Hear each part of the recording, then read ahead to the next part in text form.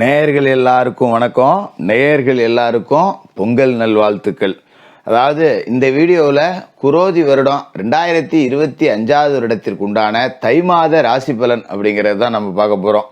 பொதுவாகவே தை பிறந்தால் வழி பிறக்கும் அப்படின்னு சொல்லுவாங்க. ஆனால் இந்த தை மாத கிரக நிலைகள் அப்படின்னு பார்த்தீங்கன்னா வழி தாங்க முடியாமல் இருக்கிறவர்களுக்கு கூட பல நல்ல வழிகள் கிடைக்கக்கூடிய வாய்ப்புகள் பரிபூரணமாக இருக்குது.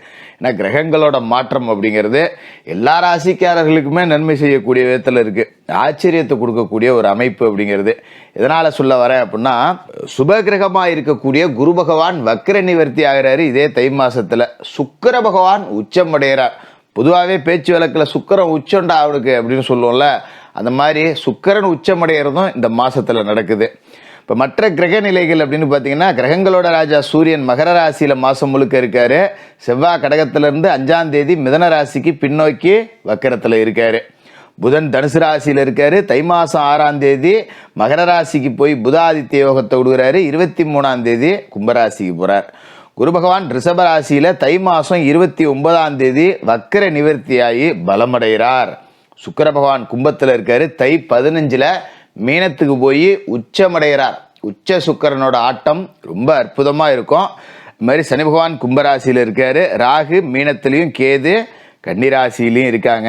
இதுதான் இந்த மாதத்துக்கு உண்டான கிரக நிலைகள் அப்படிங்கிறது. உங்களுக்கு அற்புதமான பலனை கொடுக்கக்கூடிய மாதமாக இந்த தை மாதம் இருக்கணும் அப்படின்னு நவ கிரகங்களையும் பிரார்த்தனை செஞ்சுக்கிட்டு நாம் வீடியோக்குள்ளே போவோம். மேசராசி நேயர்களே, உங்களுக்கு இந்த தை மாதம் எப்படி இருக்குது அப்படின்னு பார்த்தீங்கன்னா, ஒரு 2 மாதங்களுக்கு பிறகு ஒரு நிம்மதி பெருமூச்சு விடக்கூடிய ஒரு மாதமாக இந்த தை மாதம் அப்படிங்கிறது இருக்க போகுது. அது என்ன காரணம் அப்படின்னு பார்த்தீங்கன்னா, ராசி அதிபதி கடகராசியில் வக்கரமாகவும் ஆகிட்டார், நீசமாகவும் ஆகிவிட்டார்.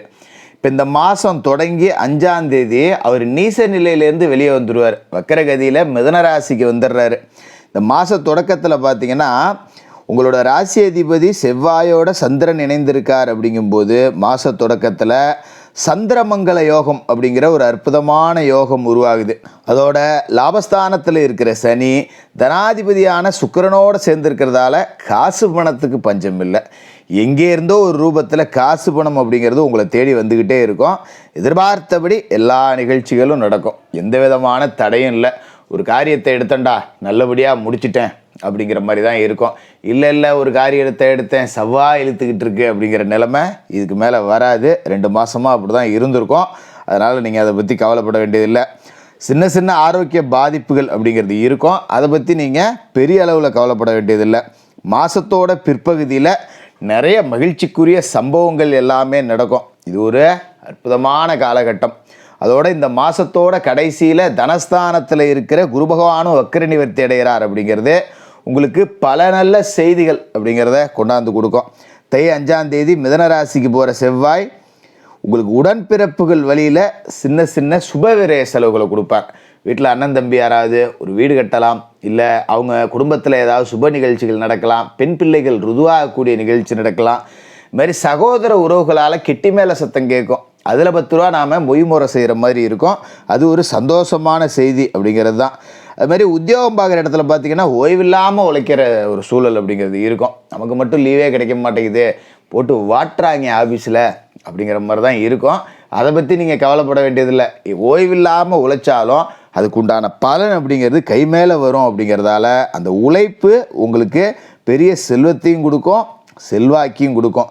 அதுமாரி தொழில் ரீதியாக பார்த்தீங்கன்னா பங்குதாரர்கள் கொஞ்சம் நம்பிக்கைக்குரிய வகையில் நடந்துக்க மாட்டாங்க. அதனால் குடும்பமான வரைக்கும் ஒரு கூட்டு தொழில் செய்கிறேன், நண்பனோட சேர்ந்து செய்கிறேன், ஒரு சொந்தக்காரனோட சேர்ந்து செய்கிறேன் அப்படின்னாலும் உங்களோட பங்கு அப்படிங்கிறது அதிகமாக இருக்கணும். அவங்க பார்த்துப்பாங்க, அதெல்லாம் ஒன்றும் பிரச்சனை இல்லை அப்படின்னு நாம் உட்காந்துருந்தோன்னு வச்சுக்கிங்களேன், கொஞ்சம் தொழில் முன்ன நடக்கிற வாய்ப்பாகிவிடும். கவனமாக இருந்துக்கணும். அதுமாரி உங்களோட ராசியை பொறுத்த வரைக்கும் 3க்கும் 6க்கும் அதிபதியான புதன் தை 6ஆம் தேதி மகர ராசிக்கு போயிடுறார். ஜீவனஸ்தானத்தில் போய் புதாதித்ய யோகம் கொடுக்குறார். அப்படிங்கிறதால அந்த ஜீவன வீடு அப்படிங்கிறது பலமடையுது. உத்தியோகத்தில் பார்த்திங்கன்னா சில பேருக்கு விருப்ப ஓய்வு வாங்கிக்கலாமா, சொந்தமாக ஒரு தொழில் தொடங்கி நாம் முன்னுக்கு வந்துடலாம், எத்தனை காலகட்டம் தான் இன்னொருத்தனுக்கு நாம் வேலை செஞ்சு கொட்டிக்கிட்டு இருக்கிறது, நம்ம கையில் 10 ரூபா நம்ம சொந்த தொழில் அப்படின்னு இருக்கணும் அப்படிங்கிற ஒரு மனநிலை அப்படிங்கிறது வரும். அதுவும் நல்ல காலகட்டம் தான். அதுமாரி சனியோட பார்வை அப்படிங்கிறது உங்களோட ராசியில் இருக்குது. அப்படிங்கிறதால கொஞ்சம் யோசித்து செய்கிறது அப்படிங்கிறது தான் நல்லது.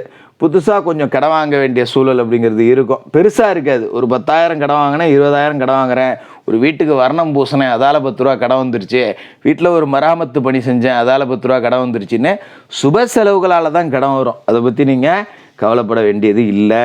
அதோட தை 23ஆம் தேதி கும்பராசிக்கு புதன் போயிடுறார். 2 மாற்றம் அடைகிறார். பார்த்துக்குங்க, இவர் கும்பராசிக்கு போகிறார் அப்படின்னா லாப வீடு அப்படிங்கிறது இதுதான் ஒரு பொன்னான நேரம் அப்படிங்கிறது. எந்த நேரத்தில் எதை செய்யணும் அப்படின்னு நினச்சிங்களோ அதை அந்த நேரத்தில் ரொம்ப சரியாக செஞ்சு முடிப்பீங்க. பணம் வந்து பல வழியிலையும் வரக்கூடிய வாய்ப்பு அப்படிங்கிறது உங்களை தேடிக்கிட்டு வரும். 10 ரூபா காசு ஒருத்தண்ட கடன் வாங்கணும்னு இருந்தேன், நல்ல வேலை எனக்கு வர வேண்டிய பணம் வந்துருச்சு, இல்லாட்டி கடன் வாங்க வேண்டிய சூழல் வந்திருக்கும், தப்பிச்சுக்கிட்டேன் அப்படிங்கிற அளவுக்கு தான் இருக்கும். அதோட குடும்பத்தில் நல்ல சந்தோஷமான நிகழ்ச்சி, குடும்ப உறுப்பினர்களோட ஆன்மீக தலங்களுக்கு யாத்திரை போகக்கூடிய அமைப்பு, இது எல்லாம் இந்த மாதத்தில் இருக்குது. இப்போ ஒரு நவகிரக சுற்றுலா போகிறேன், இல்லை நிறைய லீவு நாள் கிடைக்குது, ஒரு திருப்பதிக்கு போயிட்டு வரலான்னு இருக்கேன், ஒரு குலதெய்வ கோயிலுக்கு போய் பங்காளிகள் சகிதமாக ஒரு பொங்க வச்சு வணங்கிட்டு வரலான்னு இருக்கேன், இதெல்லாம் செஞ்சீங்க அப்படின்னா நல்ல நேரம் அப்படிங்கிறது உங்களை இன்னும் தேடிக்கிட்டு வரும். அற்புதமான யோக பலனை கொடுக்கக்கூடிய மாதமாக இருக்குது. அது மாதிரி பார்த்திங்கன்னா முக்கியமான விஷயம், குரு பகவான் வக்கர நிவர்த்தி அடைகிறது.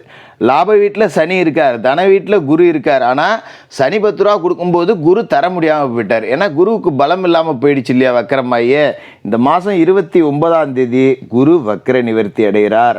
நவகிரகத்திலேயே முழு சுபகிரகம், ராசியாதிபதி செவ்வாய்க்கு நட்பு கிரகம், உங்களோட ராசிக்கு அற்புதமான வீட்டுக்கு அவர் அதிபதி, பாக்கியஸ்தானத்துக்கு அவர் அதிபதி, விரயஸ்தானத்துக்கு அவரும் அதிபதி. அவர் பலமடைகிறார். அப்படிங்கும்போது வெளிநாட்டு வர்த்தகம், வெளிநாடு சார்ந்து தொழில் செய்யக்கூடியவர்களுக்கு மிகப்பெரிய ஆதாயங்கள் அப்படிங்கிறதெல்லாம் தேடி வரும். அதாவது விரைய வீட்டுக்கு குரு அதிபதி பலமடைகிறார் அப்படின்னு நீங்கள் பயப்பட வேண்டியதில்லை. நிறைய பேர் சொல்லலாம், தனஸ்தானத்தில் தான் அவர் வக்கரமாகி இப்போ வக்கர நிவர்த்தியாகி பலமடைகிறார், அதனால் காசு பணம் அப்படிங்கிறது பல வழியிலையும் வரும். விரைய வீட்டுக்கு அதிபதியான குரு பலமடைகிறார். அப்படிங்கும்போது சுப செலவுகள் வரும். திருமணமாகாத மேசராசிக்காரர்களுக்கு இந்த தை மாதத்தில் நல்ல வழி பிறக்கும். ஏன்னா 9ஆம் வீட்டுக்கும் அவர் தான் அதிபதி. சொந்த வீடு கட்டலாம், வீடு மராமத்து பண்ணி பார்க்கலாம், வீட்டுக்கு ஒரு புது உறுப்பினர்கள் சேர்க்கை வரும். புது உறுப்பினர் சேர்க்கை அப்படின்னா ஒரு மருமக வீட்டுக்கு வந்தால் புது உறுப்பினர் சேர்க்கை, ஒரு குழந்தை பிறந்ததுன்னா அது புது உறுப்பினர் சேர்க்கை. இந்த மாதிரியான சுப செய்திகள் அப்படிங்கிறது இந்த மாதத்தில் நிறைய கிடைக்கும். மாரி பொது வாழ்க்கையில் இருக்கிறவங்களுக்கு புது முயற்சிகள், வியாபாரம், தொழில் எல்லாத்துலேயுமே ஒரு விருத்தி அப்படிங்கிறது இருக்கும். மாணவ மாணவிகளுக்கு இது ஒரு பொற்காலம் அப்படின்னே சொல்லலாம். ஏன்னா பெரும்பகுதி நாட்கள் பார்த்திங்கன்னா ராசிக்கு ஜீவனஸ்தானம் 10ஆம் இடத்துல புத ஆதித்ய யோகம் இருக்குது. மாணவர்களை பொறுத்த வரைக்கும் அவங்களுக்கு என்ன தொழில் அப்படின்னு பார்த்திங்கன்னா படிக்கிறது தான் அவங்களுக்கு தொழில். அவங்க எங்கேயும் வேலைக்கு போக வேண்டியதில்லை, வெட்டிக்கு போக வேண்டியதில்லை, படிக்கிறது தான் எனக்கு வேலை அப்படின்னு இருக்கவங்களுக்கு இந்த புத ஆதித்ய யோகத்தால் கல்வியில் உச்சமடையக்கூடிய ஒரு வாய்ப்பு அப்படிங்கிறதும் பரிபூர்ணமாக இருக்குது. தை 15ஆம் தேதி மீனராசிக்கு, உங்களோட ராசிக்கு விரைய வீட்டுக்கு சுக்கிரன் வரார். 15 தேதி வரைக்கும் லாப வீட்டில் சனியோடு இருந்துக்கிட்டு சுக்கிரன் கலைத்துறை சம்பந்தப்பட்ட வகையில் ஆடு மாடு கோழி இந்த மாதிரி கால்நடைகள் சம்பந்தப்பட்ட விஷயங்களில் நிறைய காசு பணம் அப்படிங்கிறத கொடுப்பாரு. 15ஆம் தேதி அவர் உச்சமடைகிறார். சுக்கிரன் உச்சம் அப்படின்னு போகிற போக்கில் சொல்லுவோம் பார்த்தீங்களா, அவனுக்கெல்லாம் என்னையா சுக்கிரன் உச்சையா அப்படின்னு, அந்த உச்சம் அடைகிறார்.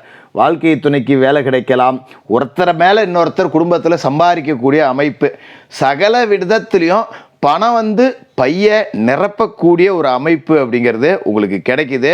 இதை சரியாக பயன்படுத்திக்கிட்டிங்கன்னா வாழ்க்கையில் உச்சம் தொடக்கூடிய வாய்ப்பு அப்படிங்கிறது இருக்குது. இந்த தை மாதம் உங்கள் வாழ்க்கையை புரட்டி போடக்கூடிய மாதமாக இருக்கும். மேசராசிக்காரர்களுக்கு வாழ்த்துக்கள்.